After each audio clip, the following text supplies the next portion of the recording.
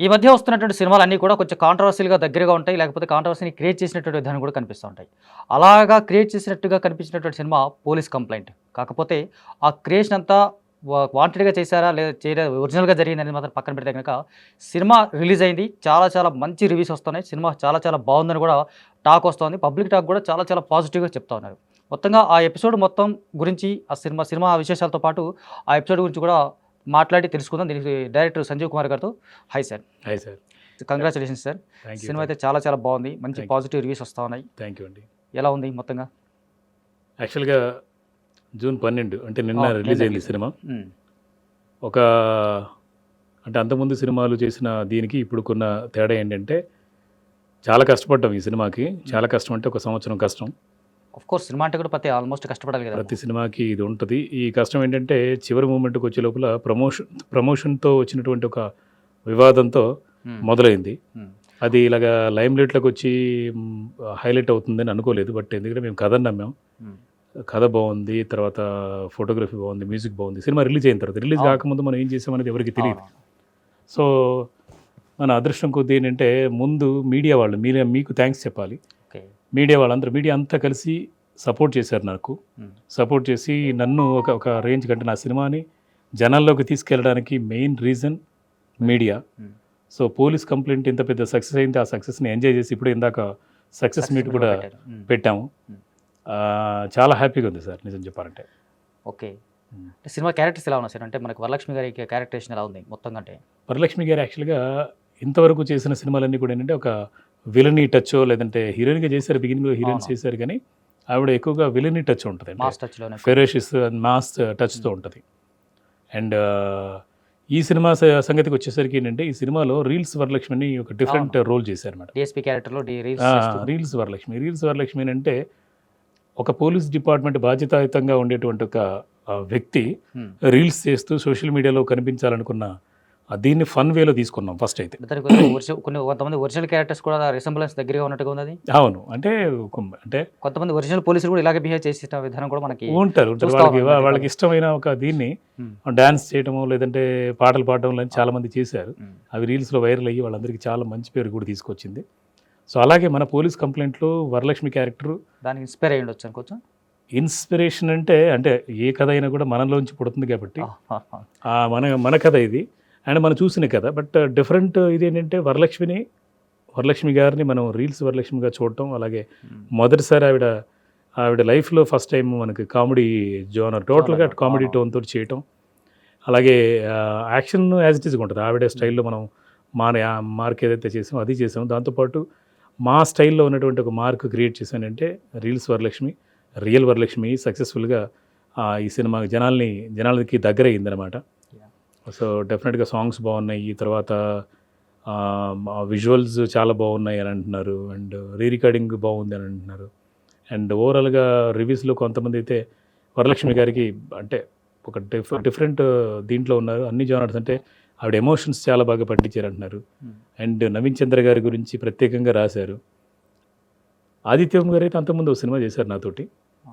నేను ఆదిపర్వం అనే సినిమాలో అప్పుడు కూడా నేను అంటే హీరోగా చేశారు కదా, ఫేడ్ అవుట్ అయిపోయారు. మళ్ళీ రీఎంట్రీ చేస్తారా లేదా, అది కూడా ఫాదర్ క్యారెక్టర్ చేస్తారా లేదా అన్న ఒక దీంతో ఆదిపర్వం కోసం నేను ఫోన్ చేసి మాట్లాడితే ఆ క్యారెక్టర్కి చాలా చాలా థ్రిల్ అయిపోయి చాలా బాగుంది అని చెప్పేసి అసోసియేట్ అయ్యారు. ఆ సినిమా ఆయనకి ఎంత పేరు తెచ్చిపెట్టిందో అంతకంటే నేను మళ్ళీ పోలీస్ కంప్లైంట్ అనే సినిమా స్టార్ట్ చేసినప్పుడు ఆయన అడిగారు. వారు ముంబై నుంచి సార్ నేను మీరు సినిమా చేయబోతున్నారట కదా, అందులో కంపల్సరీగా నేను ఉండాలి అని అంటే అప్పుడు లేదు సార్ ఇందులో యాక్చువల్గా విలన్ థింక్ అసలు టోటల్గా మీకు నప్పదేమో, అంటే మరి ఇలాంటి క్యారెక్టర్స్ ఎప్పుడు కూడా తను చేయలేదు కదా. అంటే విలన్గా చేయడం అంటే రెగ్యులర్ విలన్ అంటే ఒక అమ్మాయిని రేప్ చేయడం లేదా ఒకటి చంపడం లాంటి క్యారెక్టర్స్ ఉంటాయి కదా. సో అలాంటి ముద్ర మీకు ఇంతవరకు అసలు లేదు. బట్ ఏంటంటే ఇది మీరు చేస్తారంటే మాత్రం ఒక పాలిష్డ్గా ఒక స్టైల్గా చేస్తామని చెప్పేసి దానికి లేదు సార్ మీతో ఒక్కరోజైనా నెక్స్ట్ సినిమా చేయాలి అని చెప్పి ఈ సినిమాలో ఆయన అడిగి కోరి మరీ చేశారు. సో ఆయన మాదేశ్ ఒక క్యారెక్టర్ని డిజైన్ చేసి చాలా అద్భుతంగా ఆయన కూడా అద్భుతంగా చేశారు. అంటే స్టైలిష్గా ఉంటుంది తన క్యారెక్టర్. ఓకే. రాగిణి ద్వివేది గారి రాగిణి చెప్పాలి, ఆవిడ గురించి చెప్పాలి. ఆవిడ యాక్చువల్గా కన్నడలో మంచి స్టార్ యాక్ట్రెస్. ఆవిడ కూడా మేము ఫస్ట్ టైం అప్రోచ్ అయినప్పుడు నేను మా డిఓపి హరీష్ తర్వాత మిగతా ఫ్రెండ్స్ అందరూ వెళ్ళి అప్రోచ్ అయ్యాం. అంటే ఆవిడకి అంటే కన్నడలో ఇంత ఫేమ్ ఉంది కదా, మన తెలుగులో చేసేటప్పుడు ఇది ఫస్ట్ హాఫ్లో కనిపించదు. యాక్చువల్గా కనిపించిన రేంజ్లోంచి స్టార్ట్ అవుతుంది. అంటే కనిపిస్తుంది కానీ ఈవిడే అని తెలియదు మనకి. ఓకే, ఆడియన్స్ ఒక థ్రిల్ ఫీల్ అవుతారు ఈవిడే అనేది మనకు తెలియదు. ఇంటర్వెల్ ముందు రివీల్ అవుద్ది అనమాట. అందుకోసమే దీని ప్రమోషన్స్లో కూడా దాచిపెట్టారు. దానికి ట్రైలర్ కూడా పెద్దగా కట్ చేయకుండా అవునవును ఆల్మోస్ట్ ఆమెని బిహేవ్ చేసినట్టు కనిపిస్తుంటారు. ఆవిడ కూడా యాక్చువల్లీ నిజం చెప్పాలంటే కొంచెం అప్సెట్ అయ్యారు అప్పుడు. ఓకే, దాని తర్వాత ఏంటంటే కథకి ఇది అవసరం అమ్మా, కథ అంటే మనం హైడ్ చేసి మనం రివీల్ చేస్తుంది కాబట్టి అది ఇవాళ రిలీజ్ అయిన తర్వాత సస్పెన్స్ మెయిన్గా ట్విస్ట్లకి చాలా ఫిదా అయిపోయారు. అంటే ప్రతి నిమిషం ఆ ట్విస్ట్లు చాలా బాగున్నాయని అండ్ అన్ఫోల్డ్ స్టోరీ ఏదైతే స్టోరీ చెప్పేటప్పుడు ఒకదానికి ముడిపెట్టుకుంటూ వెళ్ళేటప్పుడు నిజం చెప్పాలంటే కొన్ని సస్పెన్స్ థ్రిల్లర్స్ కన్ఫ్యూజన్ ఉంటాయి. ఆ కన్ఫ్యూజన్ కూడా ఫస్ట్ హాఫ్లో ఏదైతే లాక్ చేసామో దాన్ని సెకండ్ హాఫ్లో రివీల్ చేసిన పద్ధతిని అంతా ఆడియన్స్ మెచ్చుకుంటున్నారు. రాగిణి గారు క్యారెక్టర్ కూడా చాలా డిఫరెంట్గా ఉంది. అంటే ఆవిడ కోర్స్ ఆవిడ యాక్షన్ హీరోయిన్ అండ్ రొమాంటిక్ ఎన్ని చేశారు, యాక్షన్ హీరోయిన్గా కూడా చేశారు. దీంట్లో ఒక మదర్లీ క్యారెక్టరేషన్ ఉంటుంది అనమాట. అంటే మన అనిపిస్తుంటుంది. ఓకే, ఆ క్యారెక్టర్ చేయడం కూడా ఆవిడకి ఫస్ట్ టైం. ఎలాగైతే వరలక్ష్మి గారికి రీల్స్ వరలక్ష్మి క్యారెక్టర్ ఫస్ట్ టైమో ఆవిడ కూడా అది ఫస్ట్ టైం. పోలీస్ గెటప్ వేయడం కొత్త కాదు వరలక్ష్మి గారికి, కానీ పోలీస్ ఆఫీసర్గా ఉంటూ ఇలాంటి కామెడీ జోనర్లో చేయడం అనేది ఆవిడకి 100% మనం చెప్పగలం. ఆవిడ కొత్త వరలక్ష్మిని ఇందులో చూస్తాం. అలాగే రాగిణి గారిని కొత్తగా చూడవచ్చు అనమాట. సెంటిమెంట్ ఎమోషన్స్ అన్న బాగా చేశారు. అది సార్. సో మొత్తంగా సినిమా అయితే మంచి టాక్తో దూసుకుపోతుంది, బాగా ఆకట్టుకుంటుంది. దీనికంటే ముందు జరిగినటువంటి ఇన్సిడెంట్ అసలు ఇంతవరకు కాంట్రవర్సీ రావడం అనేది ఎంతవరకు క్రియేట్ అయింది? అంటే చాలా మంది చూస్తే కనుక వాంటెడ్గా చేశారు, ప్రమోషన్లోనే ఇది ఒక బాగా అందరూ అలాగే అనుకుంటున్నారు. కానీ మీరు మాత్రం డైరెక్ట్గా దానికి సారీ చెప్పారు కదా. దానికి అసలు ఎపిసోడ్ ఏంటి? యాక్చువల్గా నేను సారీ చెప్పడం అనేది పక్కన పెట్టేస్తే, సారీ చెప్పడానికి రీజన్ మళ్ళీ చెప్తాను. దానికన్నా ముందు ఏంటంటే చాలా 3 నెలల నుంచి ఆవిడ కోసం ట్రై చేసి అంటే అంతకుముందు డిసెంబర్ 16 తారీఖున చేసినటువంటి ఒక దీనికి మాత్రమే కనిపించారు ఆవిడ ప్రమోషన్స్ విషయంలో. దాని తర్వాత రాలేదు. 3 నెలలు ట్రై చేసాం. సినిమాకి రిలీజ్ చేయాలి అని అంటే ప్రమోషన్ చాలా అవసరం, మన సినిమా తెలియాలి జనాలకి అని చెప్పేసి ప్రయత్నం చేసాము. ఆవిడ కుదరలేదు, ఆవిడ రాలేదు అన్న దీన్ని సినిమా ఎక్కడ చచ్చిపోద్దు, ఎక్కడ కిల్ అయిపోద్దు, ఎందుకంటే మంచి సినిమా. ఓకే, అండ్ ప్రొడ్యూసర్ గారు చాలా అంటే బాలకృష్ణ గారు బాగా డబ్బులు పెట్టి, అంటే వాళ్ళ ప్యాషన్తో వస్తారు. ఒక సినిమా చేసేవాళ్ళు ప్రతి నిర్మాత ఏంటంటే డబ్బు కోసమే రావాలనుకుంటే ఈ 10 కోట్లు బయట ఎక్కడ రియల్ ఎస్టేట్లో పెడితే వాళ్ళు 10కి 100 కోట్లు సంపాదించగలరు. సో ఇంట్రెస్ట్ వాళ్ళకు ఒక ప్యాషన్తో వచ్చినటువంటి ఒక ప్రొడక్షన్ని చంపకూడదు, దాన్ని మనం చంపుకోకూడదు అనే ఒక ఉద్దేశంతో నేను నాకు బాధేసి ఒక చిన్నది కాదు, నేను నిజం చెప్పాను. ఆ నిజంలో కూడా ఏంటంటే ఒక తిట్టు కూడా మీరు ఎక్కడ అబ్జర్వ్ చేస్తుంటారు, ఒక మాట కూడా నేను చెడుగా మాట్లాడలేదు. లొకేషన్లో అంటే షూటింగ్కి వచ్చిన దీంట్లో మాత్రం చాలా అద్భుతంగా చేశారు, కష్టపడ్డారు. ఈ టైం టు టైం వచ్చారు. ఈ సినిమా కోసం వేలు ఎరగొట్టుకున్నారు. తర్వాత మళ్ళీ సెట్ అయ్యి తను అన్ని రకాలుగా కష్టపడ్డారు. ఒక ఆడపిల్ల చేయాల్సినంత కష్టపడ్డారు. మీరు చెప్పినటువంటి మాటలు కావచ్చు, ఇంటర్వ్యూస్లో కావచ్చు, ఆమె చాలా హార్డ్ వర్క్ చేసింది. అవును, చాలా కష్టపడింది. అలాంటి పర్సన్ సడన్గా ప్రమోషన్స్కి హ్యాండ్ ఇవ్వడం అనేది ఎంతవరకు కరెక్ట్ అనేది చాలా మందికి అదే. ఇప్పుడు అందరూ పబ్లిసిటీ స్టంట్ అని అంటే పబ్లిసిటీ స్టంట్ అయితే రిలీజ్ అయిన మరుసటి రోజు లేదా నేను సారీ చెప్పినట్టు నేను నటించి మళ్ళీ ఒక గంట తర్వాత ఆవిడ ఏదో ఒక ప్రెస్ మీట్కి వచ్చేసి లేదండి అదండి చెప్పేది, లేదా మేము నిన్న రిలీజ్ అయినటువంటి సినిమా మార్నింగ్ షోకి అందరం కలిసి హైఫై ఇచ్చుకొని వెళ్ళిపోయేవాళ్ళం. ఈ సక్సెస్ని ఎంజాయ్ చేసేవాళ్ళం. ఓకే, సక్సెస్ అయ్యింది, సినిమా సక్సెస్ అయ్యింది. ఆవిడ లేరు ఇప్పుడు కూడా, ప్రస్తుతానికి ఆవిడ కూడా మన పక్కన లేదని ఒక ఇదైతే ఉంది. ఆవిడ దాకా చేరింది సినిమా సక్సెస్ అని. అండ్ హీరో నవీన్ చంద్ర గారు కూడా, ఆయన కూడా పర్సనల్గా ఫోన్ చేసి సినిమా చాలా బాగుందంటండి, నిన్న మార్నింగ్ చేశారు, రిలీజ్ అయ్యే ముందు చేశారు, రిలీజ్ అయిన తర్వాత సాయంత్రం చేసి చాలా బాగుంది, రిపోర్ట్ చాలా బాగుంది, ముఖ్యంగా స్క్రిప్ట్ గురించి చెప్తున్నారు, కథ చాలా బాగుంది అంటున్నారండి, చాలా హ్యాపీగా ఉంది అని చెప్పారు. అలాగా మెయిన్ లీడ్ అంటే నవీన్ చంద్ర గారు అయితే చెప్పారు. దానికన్నా ముందు నవీన్ చంద్ర గారి కన్నా ఎక్కువగా క్యారెక్టర్ ఇంపార్టెన్స్, తర్వాత క్యారెక్టర్ ఆమె హీరో ఆమె హీరోయిన్ ఇందులో నిజం చెప్పాలంటే ఆవిడ చెప్పలేదైనా ఒక వెలితైతే ఇప్పటికీ ఉంది. అంటే ఒక రకంగా నవీన్ చంద్రాన్ని కూడా పట్టించుకోలేదు మీరు పట్టించుకోలేదు, ఆయన కూడా సినిమా కూడా పట్టించుకోలేదు. అవును. ఒక రకంగా అవును. మీరు లైట్ తీసుకున్నారు నవీన్ చంద్ర అంటే వరలక్ష్మి గారి మీద పెట్టినటువంటి ఫోకస్ కావచ్చు, కాన్సన్ట్రేషన్ కావచ్చు. అవును.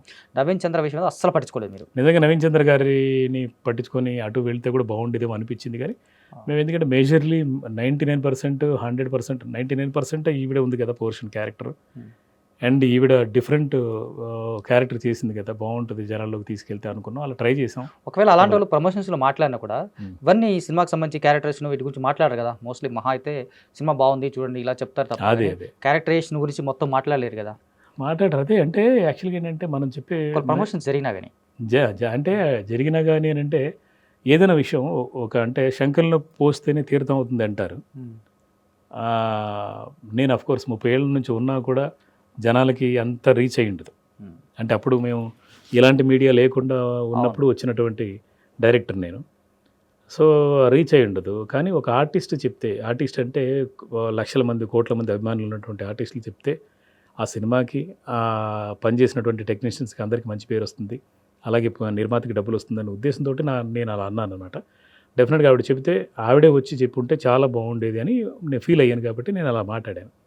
మీరు సారీ చెప్పిన తర్వాత ఆవిడ రియాక్ట్ అవ్వడం, సారీ యాక్సెప్టెడ్ అని చెప్పేసి ప్రొడ్యూసర్స్ కౌన్సిల్ కూడా థ్యాంక్స్ చెప్పడం అనేది, అది ప్రొడ్యూసర్ కౌన్సిల్లో కంప్లైంట్ ఇచ్చాం కాబట్టి అది ప్రొడ్యూసర్ కౌన్సిల్ వారి ఇది ట్యాగ్ చేశారు. ప్రొడ్యూసర్ కౌన్సిల్కి ఆర్టిస్ట్ వెళ్ళి కంప్లైంట్ ఇవ్వదుగా. అవును, అదే డౌట్ వచ్చింది. కంప్లైంట్ ఇచ్చింది మేము. అంటే ఎలా ఉందనంటే కింద పడింది నేనే, గెలిచింది నేనే అన్నట్టుగా అయింది. నిజం చెప్పాలంటే ప్రొడ్యూసర్ కౌన్సిల్కి మా నిర్మాత వెళ్ళి కంప్లైంట్ ఇచ్చారు. ఆ కంప్లైంట్ ఇచ్చినప్పుడు ఏంటంటే ఆ ప్రొడ్యూసర్ కౌన్సిల్ వారు కూడా పెద్దవాళ్ళు ఏం చేశారు, కూర్చోబెట్టుకొని ఒకరికొకరు ఇదే ఇండస్ట్రీలో ఉండేవాళ్ళం కదా, ఎందుకు ఇలా చేసుకుంటున్నారు అని మాట్లాడినప్పుడు ఆవిడని పిలిపించి ఆవిడతో మాట్లాడినప్పుడు ఆవేదన వేరేగా ఉంటుంది. అంటే చిన్న సినిమాలని చిన్న చూపు చూసే ఒక ఇదే ఉంటుంది మామూలుగా. అయితే ఆవిడదా అంటే అదే ఎవరిదైనా అప్పుడు ఆ టైంలో ఎవరిదనే కదా ఇప్పుడు చెప్పండి పర్టికులర్గా ఆవిడ మా ఉద్దేశం అదేనా, చిన్న సినిమాలో చిన్న ఉద్దేశం చూడటం కాదు. మళ్ళీ మామూలుగా అయితే ఏం చేస్తారు, చిన్న సినిమాల్ని పట్టించుకునేది అయితే ఫస్ట్ నుంచి సపోర్ట్ చేసేవాళ్ళు. ఆ రోజు నేను డిసెంబర్ 16 తారీఖు నేను ఫస్ట్ టైం వచ్చాను కదా, దాని తర్వాత రాలేదంటే మా అగ్రిమెంట్ ప్రకారం ఇంకో 4 రోజులు రావాలి కదా అనేది మా ఉద్దేశం. అంతే తప్ప నువ్వు రాకపోతే ఇది అయిపోతుంది అని కదా. సినిమా రిలీజ్ పెట్టుకొని రాలేదన్న దాంతో మా ప్రొడ్యూసర్ గారు రియాక్ట్ అయ్యి కంప్లైంట్ ఇచ్చారు. అంటే సమ్ టైమ్స్ ఏమవుతుందంటే మీరు అగ్రిమెంట్ రాసుకున్నప్పుడు కూడా ఈ టైంకి రిలీజ్ అవ్వాలి, ఈ టైం లోపల రిలీజ్ చేసుకునే లోగానైతే నేను ప్రమోషన్ చేయొచ్చు లేదా ప్రమోషన్ రావడానికి అవకాశం ఉందని చెప్పేసి ఉంటుంది. దానికి అగ్రిమెంట్ అలాంటి అగ్రిమెంట్ లేదా? సినిమా ఎప్పుడు రిలీజ్ చేసినా 1 year తర్వాత రిలీజ్ చేసినా 2 years తర్వాత రిలీజ్ ఎప్పుడైనా రావాల్సిందే. ఎందుకంటే మనం డబ్బులు తీసుకుంటాం, ఎవరైనా డబ్బులు తీసుకుంటారు, యాక్ట్ చేస్తారు కాబట్టి ఆ సినిమాని బ్రతికించుకోవడం వాళ్ళ బాధ్యత, వాళ్ళ కర్తవ్యం కూడా వచ్చి నిలబడాలి. దాంట్లో బాండింగ్లో భాగం అంటున్నాను నేను. అగ్రిమెంట్లో భాగం అగ్రిమెంట్లో ఉంది కాబట్టి అడిగాం. అగ్రిమెంట్లో లేదనుకోండి, ఉదాహరణకి నయనతార గారు చాలా మంచి సినిమాలు చేశారు, సూపర్ స్టార్, అగ్రిమెంట్ తీసుకోదు ఆవిడ అగ్రిమెంట్లో కూడా అదే రాస్తారు, ఏమని నేను ప్రమోషన్స్కి రాను, మీకు నచ్చితే చేయండి లేకపోతే లేదు అంట. అది ఏదో మనం వరలక్ష్మి గారు కూడా నేను ప్రమోషన్స్కి రాను అని అగ్రిమెంట్ వేసి ఉంటే అది మనం అడగాం కదా. ఓకే, అంతే తప్ప ఇందులో ఏమీ కోపతాపాలు లేదు. అంటే ఇప్పుడు ఇక్కడ ప్రొడ్యూసర్స్ కౌన్సిల్ దాంట్లో ఇన్వాల్వ్ అయిన తర్వాత కూడా ఆవిడ మళ్ళీ మీరు అన్నట్టుగా సేమ్ పై చేయమని కనిపిస్తున్నది ఎంతవరకు నిజం అనుకుంటారు మీరు? అదే నాకు నచ్చలేదు. నాకు కూడా ప్రొడ్యూసర్ కౌన్సిల్లో పెద్దలు సరే కాంప్రమైజ్ అయిపోండి, సినిమా కదా రేపు రిలీజ్ పెట్టుకుని ఇదంతా వివాదాలు ఎందుకు అన్నప్పుడు నేను డెఫినెట్గా నాకు నచ్చకపోయినా, అండ్ ఆవిడ కూడా కెరీర్ ఉంది కదా, అందరం మనం ఇక్కడే ఉండేవాళ్ళం కదా, ఒక క్షమాపణ చెప్పేస్తే అంతా అయిపోద్ది అంటే నేను తప్పు చేయకపోయినా క్షమాపణ చెప్పాను. ఎందుకంటే నా నిర్మాత ముఖ్యం, నా సినిమా బతకడం ముఖ్యం. ఆ క్షణం ఇప్పుడు ఏంటంటే మనం ఆరగంటగా వెళ్ళిపోయి ఒక రకంగా ఆ ఎపిసోడ్ మొత్తంగా మీకు పబ్లిసిటీ స్టంట్ లాగానే, స్టంట్ అని అనకూడదు, పబ్లిసిటీ పరంగా మాత్రం బాగా కలిసి వచ్చినట్టే అంశం అనుకోవచ్చా? నాకు అంటే మీడియా ముఖంగా దేవుడు ఏదో రూపంలో వచ్చి సహాయపడతాడు సినిమాకు, లేదా ఏ పనికైనా మనం కష్టపడితే దేవుడు ఇంకో రూపంలో ఫలితం ఇవ్వడానికి దేవుడు ఉంటాడు. మన కథే అది, చైన్ రియాక్షన్ ఆఫ్ కర్మ అని. అంటే కర్మ సిద్ధాంతాన్ని నమ్మి చేసినటువంటి ఆ సినిమాకి నీ పని నువ్వు చేసుకుపో, నేను ఉన్నాను వెనకాలని దేవుడు అన్నాడు భగవద్గీతలో. అలాగే నా పని నేను చేసుకుంటూ వెళ్ళాను. నాకు వైరల్ అవుతుంది, కానీ ఇలాగ వైరల్ అయిపోయి నేను సంజీవ్ మేఘోటి అనే డైరెక్టర్ ఒక ఇదే అవుతాడు జనాలకు తెలుస్తుందని కాదు నాకు తెలియదు. నా సినిమా తెలియాలనుకున్నాను, అది కూడా వైరల్ అవ్వాలని కూడా నేను మాట్లాడలేదు, నాకు అనవసరం కూడా, వివాదాల్లోకి వెళ్ళను నేను. ఓకే. సో మాట్లాడాను. దేవుడు మీడియా రూపంలో వచ్చి నన్ను నా సినిమాని అలాగే పైకి తీసుకెళ్ళాడు అనమాట, సక్సెస్ చేశాడు. మీరు మాట్లాడిన విధానం ఏంటంటే చాలా ప్రాపర్గా, ప్రిపేర్డ్గా, సెటిల్డ్గా మాట్లాడినట్టుగా కనిపించింది నిజానికి. ఆ ప్రీ రిలీజ్ ఈవెంట్లో కావచ్చు, ఈవెంట్స్లో. అంటే అది ప్రిపేర్ అయ్యాను దాన్ని చెప్పినట్టు, మీరు చెప్పినట్టు, మీరు యాక్సెప్ట్ చేయకపోయినప్పుడు కూడా దాన్ని ప్రిపేర్డ్గా ఉన్నట్టుగానే ఉంటుంది కదా. లేదండి, ప్రమోషన్కి ప్రిపేర్ చేసినట్టుగానే ఉంది కదా. నేను ఎప్పుడు ప్రిపేర్ అవ్వను. ఎందుకనంటే నేను కళారంగంలో ఉన్నవాడిని. ఈరోజు కాదు, మా నాన్నగారు ఇదే కళారంగంలో ఉన్నారు. తను హార్మోనియం ప్లే చేసేవారు, మ్యూజిక్ చేసేవారు, అండ్ నటుడుగా చేసేవారు. అంటే కళలోంచి మనం పుట్టిన వాళ్ళం. మీరు కూడా one of the music directors చేశారు కదా. నేను మ్యూజిక్ డైరెక్టర్ని, రైటర్ని, 44 సీరియల్ రైటర్ని. అవును. కాకపోతే నాకు కన్స్ట్రక్టివ్గా ఎందుకు అనిపిస్తుంటుంది అంటే నేను చదువుకున్నవాడిని. అంటే సంస్కృతి, సంస్కృతం లేదా తెలుగు భాష, భావం అన్నీ తెలిసిన వాడిని కాబట్టి నేను చెప్పడానికి ఎలా ఉంటుందంటే ఏంటి ఇంత స్క్రిప్టెడ్ లాగా మాట్లాడుతున్నాడు అనిపిస్తుంటుంది. ఓకే. అంతకు మించి ఏముండదు. ఇప్పుడు నేను నా దగ్గరికి వచ్చి ప్రతి వాళ్ళు నాతో ఫ్రెండ్షిప్ చేసిన వాళ్ళంతా మీరు బ్రాహ్మిన్స్ అండి అని అడుగుతారు. నేను కాదు. ఓకే. కానీ నేనేంటంటే నేను అన్నీ నా భాష మీద పట్టు ఉండాలని చెప్పేసి భాషను నేర్చుకున్నవాడిని. అంతకుమించి నేను మాట్లాడేది మీకు అర్థం అవుతుంది చూస్తే. ఇలానే కాదు, నేను భాషా పాండిత్యం ఉంది, తెలివితేటలు ఉన్నాయి కాబట్టి నేను జాగ్రత్తగానే మాట్లాడతాను. నేను ఎప్పుడు కూడా ఇంకొకరిని నిందించను, తిట్టను. మనకు వల్గారిటీ కానీ ఇది కానీ ఏం అవసరం లేదు. బట్ బాధ్యత, నా బాధ, నేను ఆవేదన చెప్పిన దాన్ని అందరూ ఏమనుకున్నారంటే ఆ క్షణం నేను మైక్ పట్టుకొని మీడియా మిత్రులకి నమస్కారం అనే వరకు మన నమస్కారం తర్వాత ఏం మాట్లాడుతున్నాను అనేది నాకు తెలియదు. నేను ప్లాన్ చేసుకోను. నేను అనుకున్నది ఏంటంటే నా ఆవేదన చెప్పాలనుకున్నాను. ఆ చెప్పింది వాళ్ళకి అర్థమైంది ఎలాగనంటే వీళ్ళు మొత్తం ప్లాన్ చేసుకుని వచ్చారేమో అనుకుంటున్నారు. చాలామంది అన్నారు కూడా, ఏది డైరెక్టర్ అలాగా చెప్పాడని నా వైపు నిలబడి సారీ చెప్పిన తర్వాత ప్లాన్ చేశారు, చూసారు, మళ్ళీ సారీ చెప్పారు అనుకుంటున్నారు. ఆ మధ్యలో ఆవిడ మా దగ్గరికి వచ్చిందని కానీ, కంప్లైంట్లో ఇన్వాల్వ్ అయింది కానీ, అంటే మీడియాకి మనం ఇది చేయకూడదు కాబట్టి. ఎందుకంటే గొడవ వచ్చింది, అందరూ కూర్చొని మాట్లాడుకున్నాం, సెటిల్ అయిపోయింది. ఎపిసోడ్ సంబంధించి చూస్తే కనుక, అంటే కంప్లైంట్స్ తీసుకున్నప్పుడు, కంప్లైంట్ గురించి మాట్లాడినప్పుడు మళ్ళీ హైదరాబాద్ వచ్చిందా? హైదరాబాద్ వచ్చారు. హైదరాబాద్ వచ్చి హైదరాబాద్ వచ్చిన తర్వాత కూడా మరి కనీసం ఒక చిన్న ప్రెస్ మీట్ అని పెట్టచ్చు కదా. అడిగాం. అంటే అది ఆవిడ పర్సనల్గా తీసుకున్నది. ఎందుకంటే నేను అంతకుముందు మాట్లాడాను కాబట్టి ఆవిడ పర్సనల్గా తీసుకుంది. అంటే యాక్చువల్గా వ్యక్తిగతం కన్నా వ్యవస్థ ముఖ్యం యాక్చువల్గా. కానీ అది వ్యక్తిగతంగా ఎప్పుడైతే తీసుకుంటాం మనం ఎంతో 100 మందినైనా చంపడానికి ట్రై చేస్తాం. అంటే ఎవరు ఏమైపోయినా పర్లేదు, మనం బతకాలి అనుకున్నప్పుడు ఏంటంటే ఇంకా అవతల అయిపోద్ది. వ్యక్తిగతంగా కాకుండా సరే ఏదో ఆవేశంలో డైరెక్టర్ మాట్లాడారు, నేను మాట్లాడారు, మన ఇద్దరం ఇదే అని చెప్పేసి షేక్ హ్యాండ్ ఇచ్చేస్తే అక్కడికి అయిపోయింది. మళ్ళీ నెక్స్ట్ ఏం చేద్దామనంటే ఈ సినిమాని బతికిద్దామని అంటే డెఫినెట్గా చేయొచ్చు. కాకపోతే పెద్దలు ప్రసన్న కుమార్ గారు, తర్వాత దాము గారు వీళ్ళందరూ మాట్లాడేసి సినిమా కోసం ఏదైనా ఒక బయట ఇమ్మంటే అఫ్కోర్స్ బయట ఇచ్చారు. ఆ బయట ముందు, దానికన్నా ముందు అంటే నేను డైరెక్టర్లో ఓడిపోయాడు, డైరెక్టర్ ఫెయిల్ అయిపోయాడు, డైరెక్టర్ తప్పు చేశాడు అని చెప్పడం కోసం ముందు అది రిలీజ్ చేశారు, తర్వాత బయట రిలీజ్ చేశారు. దానివల్ల నేను ఓడిపోలేదు, నేను ఇదేంది ఏం లేదు. నా సినిమా గెలిచింది, నా సినిమా మీడియా ద్వారా బయటికి వెళ్ళింది, మీడియా ద్వారా సక్సెస్ఫుల్గా రన్ అవుతుంది, మీడియా ద్వారా ఫస్ట్ జనాలకు వెళ్ళింది, జనాల ద్వారా మౌత్ టాక్ తోటి సినిమా హిట్ అయిన సినిమాలు ఉన్నాయి. రీసెంట్గా అర్జున్ సినిమా బ్లాస్ట్ అనే సినిమా, అది నిజంగానే బ్లాస్ట్ అయింది. ఎలాగా ఓన్లీ మౌత్ టాక్. సినిమా చూసి అది ఎక్కడో ఇంటర్వెల్లో, నేను సినిమా బయటకు వస్తే ఇంటర్వెల్లో ఒకరు ఫోన్ చేసి ఎవరికో చెప్తున్నారు అనమాట, అరే ఇంత మంచి సినిమా అని అనుకోలేదు, చాలా బాగుంది అని, బ్లాస్ట్ గురించి అని. అంటే ఒక మనిషి ఇంకొకరికి చెప్తే ఆ మనిషి ఇంకో 10 మందికి చెప్తారు. అలాగే ఈ సినిమా మీడియా నన్ను తీసుకెళ్ళింది, నా సినిమాని తీసుకెళ్ళింది ముందుకైతే. అది నెగిటివో పాజిటివో నాకు తెలియదు, ఇలాంటి పరిణామాలు జరుగుతాయని కూడా నాకు తెలియదు. ఎందుకంటే అలా చేస్తే నేను సొంతంగా డబ్బులు పెట్టి సినిమా తీసినటువంటి ఆదిపర్వంకే చేసేవాడిని. అదే ఒకటి ఆదిపర్వం గురించి మాట్లాడితే కనుక, నిజానికి ఆదిపర్వం టైంలో మీరు మంచులక్ష్మి గారు కూడా పెద్ద ప్రమోషన్ ఏం చేయలేదు. అవును. ఆ టైంలో ఇప్పుడు ఇలాంటివి మాట్లాడలేదు, మరి ఎందుకు? ఆదిపర్వంలో ఏంటంటే ముందే చెప్పి చేసిన విషయాలు అవన్నీ. అంటే నిజానికి ఇది కొంచెం నమ్మడానికి దూరంగా ఉంది. మంచులక్ష్మి గారు అంటే సినిమాకి మాక్సిమం కూడా కొంచెం ఫ్రెండ్లీగా ఉంటుంది, సినిమాకి కొంచెం లవర్గా ఉంటుంది. అలాంటి పర్సన్తో ఈ ఆదిలక్ష్మికి సంబంధించి ఎప్పుడు ఎక్కడ ప్రెస్ మీట్ చేయలేదు, పెద్దగా ప్రమోషన్ చేయలేదు. అది ఎట్లా? అప్పుడే మాట్లాడినామే వరలక్ష్మి గారు. అప్పుడు ఏంటంటే ఆదిలక్ష్మి, మన వరలక్ష్మి గారు ఇందులో మెయిన్ లీడ్, ఇందులో హీరో హీరోయిన్ అన్నీ ఆవిడే. ఆదిపర్వంలో మంచులక్ష్మి గారు ఒక secondary character, secondary guest appearance, ఆవిడనే పెట్టాము గెస్ట్ అపీరెన్స్. దాంతోపాటు ఏంటంటే ఆవిడ పాపం 2-3 ఫంక్షన్లకు వచ్చారు, అడిగితే వచ్చారు. ఆ కారణాంతరాల వల్ల కొంచెం లేట్ అయింది, మనది రిలీజ్ లేట్ అయింది. 3 సార్లు వచ్చారు.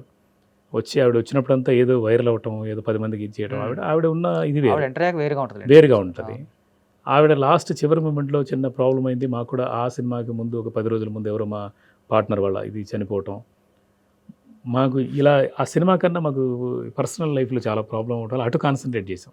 ఓకే. ఆ సినిమాకి వేరే వివాదం అంటే ఇలాగ ఉండుంటే నేను ఇలా మాట్లాడేవాడినేమో.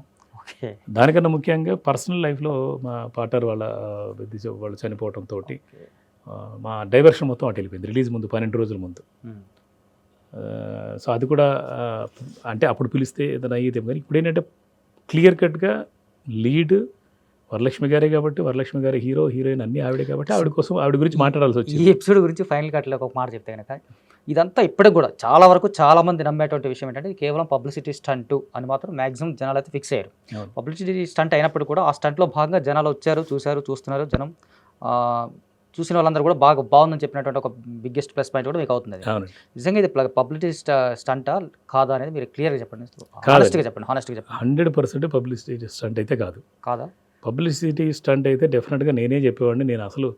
నేనంత భావోద్వేగానికి గురయ్యేవాడిని కాదు, అది కూడా కాదు, ఎమోషనల్ అయ్యేవాడిని కాదు. ఎందుకంటే నేను చాలా స్టేబుల్డ్గా ఉంటాను. నేను నిర్మాతకు ఒక 5 సినిమాలు చేశాను, డైరెక్టర్కి 11 సినిమా ఇది. ఎలా చేయాలంటే నేను ఒక 15 ఏళ్ల ముందు 10 ఏళ్ల ముందు సూపర్ ఫామ్లో ఉండేవాడిని. నేను ఎవరిని తెలిసేవాడిని కదా జనాలకి. అదే మీరు 11 సినిమాలు చేశారంటే ఇప్పుడు కొంచెం అంత ఫేమ్ అవడం కారణం ఏంటి? ఫేమ్ అవ్వకపోవడానికి కారణం ఏంటంటే 11 అవ్వకపోవడానికి కారణం ఏంటంటే నేను కర్ణాటకలో ఫెమిలియర్. నేను ఓకే, అక్కడ ఉంటాం ఇక్కడ ఉంటాం అంటే ఇదొక సినిమా అటొక సినిమా చేయటం వల్ల ప్రాబ్లం అయింది. తెలుగు, తమిళ, కన్నడ సీరియల్స్ కూడా మీరు చేస్తూ ఉంటారు అంతే? సీరియల్ తెలుగు 44 సీరియల్స్ చేశాను రైటర్గా. కన్నడ, తెలుగు, తమిళ్ ఓకే, అన్నిట్లోనూ నెంబర్ 1గానే ఉన్నాను. దానివల్ల బహుశా అంటే గ్యాప్ ఎలా వస్తుందని అంటే ఒక సినిమా చేయగానే ఇప్పుడు యాక్చువల్లీ ఈరోజు కూడా ఇవాళ ప్రెస్ మీట్లో ఉన్నా కూడా మార్నింగ్ లేచి పెళ్లి సందడి అని ఒక సీరియల్ రాసి వచ్చాను. అంటే నేను ప్రతి గంట ప్రతి నిమిషం వర్క్ చేస్తా. ఓకే.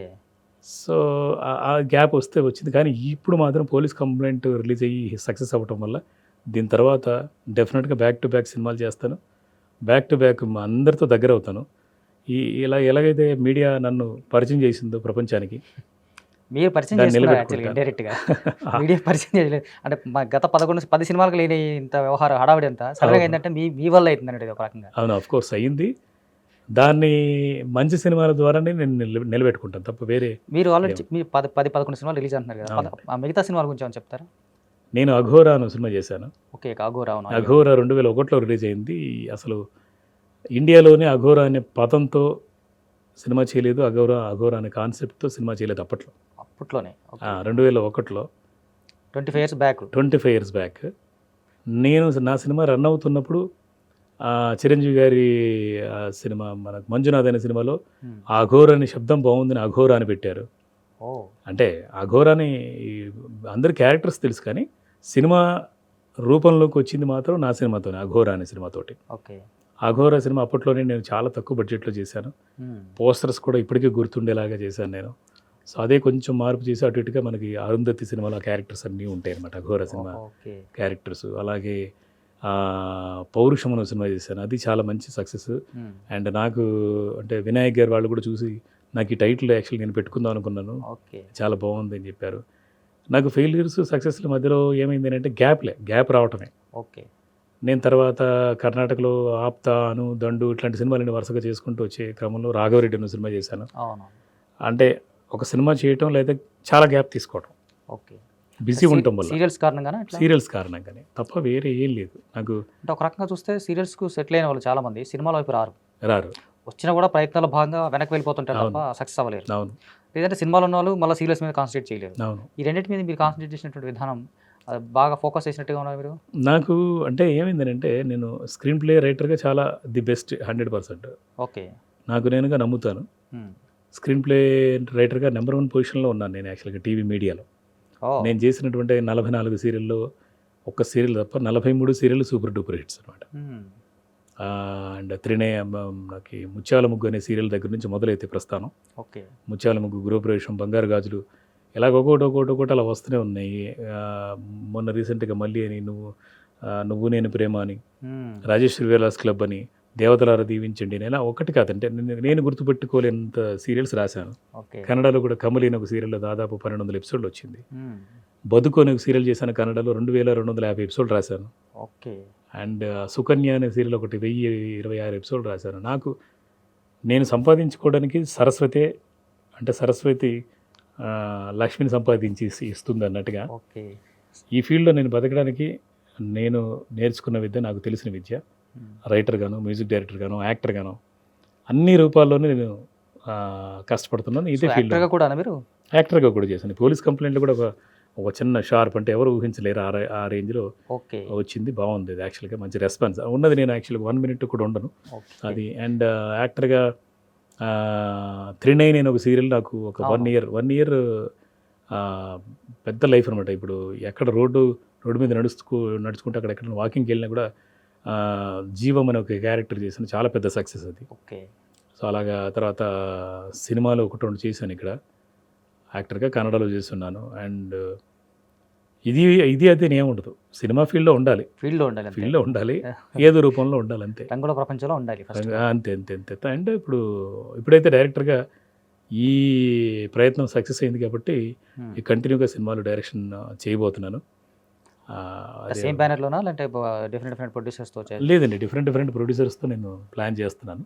అంటే ఆల్రెడీ అప్రోచ్ అవుతున్నారు. ఓకే. ఈ సినిమా ఇవాళ కూడా ఒక ప్రెస్ మీట్ పెట్టి మాట్లాడుతుండగా ఎవరో ప్రొడ్యూసర్ వచ్చి, సార్ మీతో సినిమా చేయాలి, నాకు బాగా నచ్చిన అంశం కథ బాగుంది అంటే పోలీస్ కంప్లైంట్ సినిమా చూసిన తర్వాత చాలా బాగా మెల్ట్ చేశారు, మొత్తం అన్నింటిని కూడా బ్లెండ్ చేసేసి. టైటిల్కి భిన్నంగా కర్మ సిద్ధాంతం దగ్గరగా ఉంటుంది అనేది కొంచెం ఇది అదేనండి. యాక్చువల్గా పోలీస్ కంప్లైంట్ అంటే ఏమనుకుంటారు, మొత్తం యాక్షన్ పిక్చరు, అది కొట్టారు మాస్ అని అనుకుంటారు. కానీ ఒక ఎమోషన్స్ చెబుతూనే కర్మ సిద్ధాంతాన్ని చెబుతూ కొత్తగా ప్రజెంట్ చేసాం.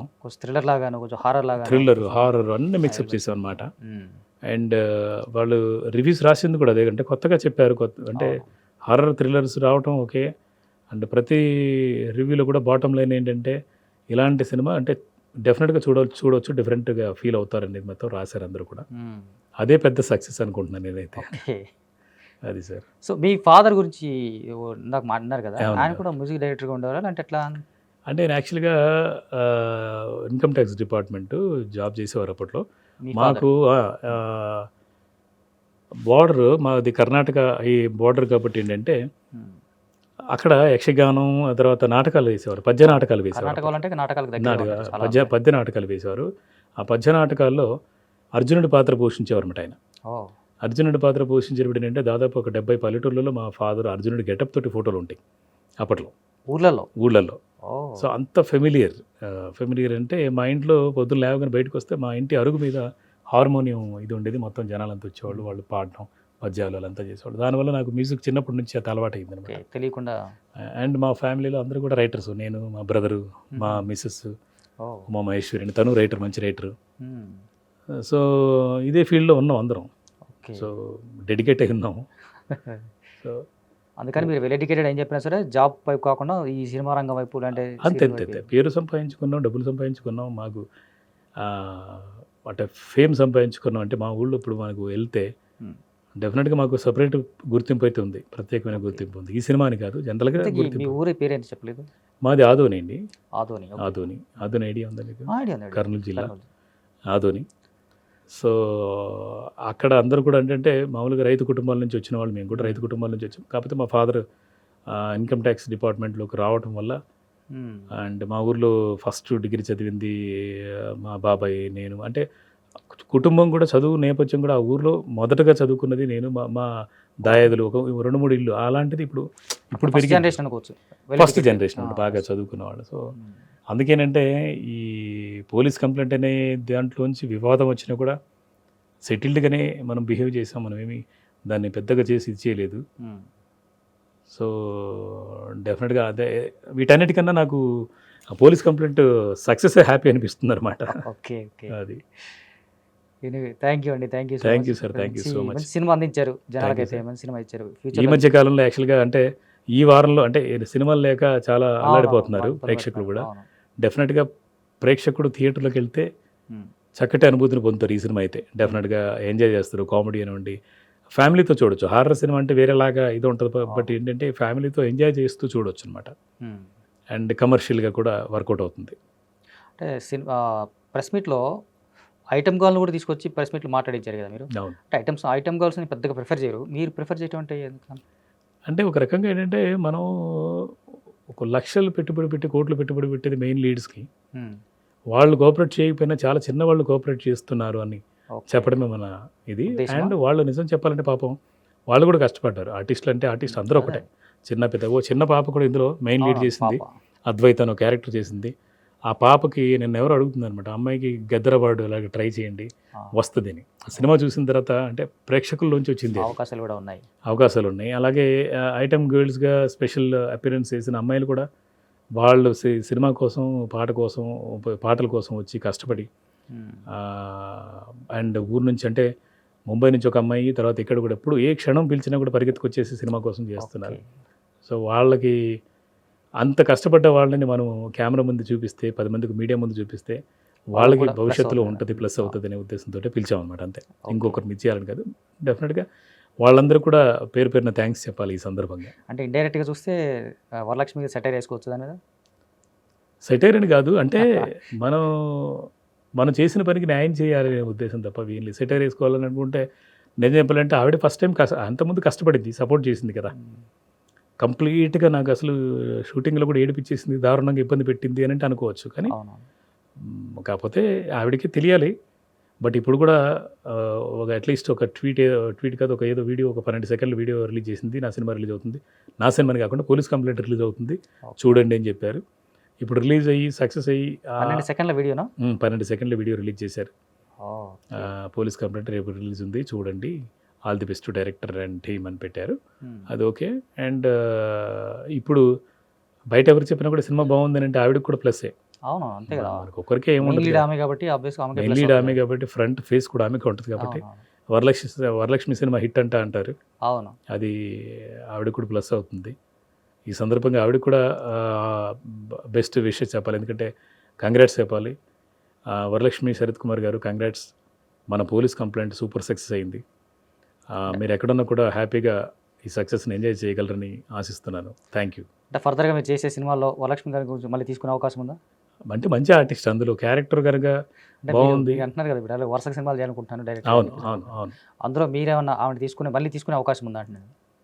అంటే మళ్ళీ తీసుకుంటే ఇలాంటి కండిషన్లు కాకుండా ఓకే. వేరేలాగా తీసుకోవాలనుకుంటే, ఎందుకంటే ఈసారి మాకు కూడా అర్థమైంది ఏంటంటే ప్రతిదీ పేపర్లో ఉండాలి, పేపర్లో ఆల్రెడీ ఉన్నా కూడా రావట్లేదు కాబట్టి ఇంకోలాగా మనం ఇది చేసుకోవాలంటే ప్రొడ్యూసర్ దగ్గర నుంచి డబ్బులు ఆపుకొని ప్రమోషన్స్కి వస్తేనే ఇంత ఇస్తాము బ్యాలెన్స్ అని చెప్పేసి బ్యాలెన్స్ ఆపుకునే ఒక ఒక ప్రొఫార్మా రెడీ చేయాలని చెప్పేసి అనుకుంటున్నాం. ఓకే. అది కూడా కౌన్సిల్ వారి దృష్టికి తీసుకెళ్ళిపోయి హ్మ్. సరే ఇలా జరుగుతున్నాయి కాబట్టి మీరు ఒక యాక్షన్ తీసుకోండి, మీరు ఒక ప్లాన్ ఆఫ్ యాక్షన్ చెప్పండి. నిజంగా అది ఉంటుంది అనుకుంటున్నా తెలిసి ఈ కౌన్సిల్‌లో. ఉండాలి ఉంటుంది యాక్చువల్గా. కదా. ఇప్పుడు ఇవాళ కూడా ప్రెస్ మీట్లో అడిగారు, హ్మ్. ప్రసన్న గారిని కూడా అడిగారు. అది కూడా ఆయన కూడా కొంచెం దాన్ని సీరియస్గానే తీసుకుంటున్నారు, ఎందుకంటే హ్మ్. ప్రతి చిన్న విషయానికి మనం అక్కడ దాకా అంతే వెళ్ళాం కదా. కాబట్టి దాన్ని రెడీ చేయాలి ఇక. అందరికీ కూడా హెల్ప్ అవుతుంది చిన్న నిజానికి నిర్మాతలకి. టెలివిజన్ సంబంధించినటువంటి టాప్ కోసం ఒకటి స్టార్ట్ చేశారు. మీకు రీసెంట్‌గా ఐడియా ఉందా? అవునండి. సౌత్ ఇండియా మొత్తం అవునండి. సీరియల్ ప్రొడ్యూసర్స్ కౌన్సిల్ మొత్తం అవునండి. రీసెంట్‌గా అనౌన్స్ చేశారు వాళ్ళు. అవును, వాళ్ళు ఇలాంటి ప్రాబ్లమ్స్ అన్ని వాళ్ళు సార్ట్ అవుట్ చేసుకునే దానికి సెట్ చేసుకున్నారట. సెట్ చేశారు. నేను కూడా నిర్మాతని ఆ! అదే. తెలుగు టెలివిజన్ సంఘంలో అందులో ఉన్నారా మీరు? అసోసియేషన్ ఉన్నానండి, ఉన్నారా? 100% ఉన్నాను. రీసెంట్‌గా జరిగింది అంటే అవును. దానికి సంబంధించి. రీసెంట్గానే ప్రసాద్ గారు సౌత్ ఇండియా ప్రసాద్ గారు. చైర్మన్ అయ్యారు. అవును. ఆయన ఏంటంటే నేను మా బ్రదర్ వీళ్ళందరూ కలిసి ప్రొడక్షన్ హౌస్ ఫస్ట్ స్టార్ట్ చేసాం, అంజనా ఆర్ట్స్ అని. దాని తర్వాత నేను సొంతంగా మా పాప పేరు మీద అన్విక ఆర్ట్స్ అనే పేరు మీద పెట్టేసి ఇప్పుడు సీరియల్స్ చేస్తున్నాను. రీసెంట్ కూడా మొన్ననే క్లోజ్ అయింది అమ్మకు ప్రేమతో ఒక సీరియల్ ఓకే. ప్రొడ్యూసర్గా చేశాను.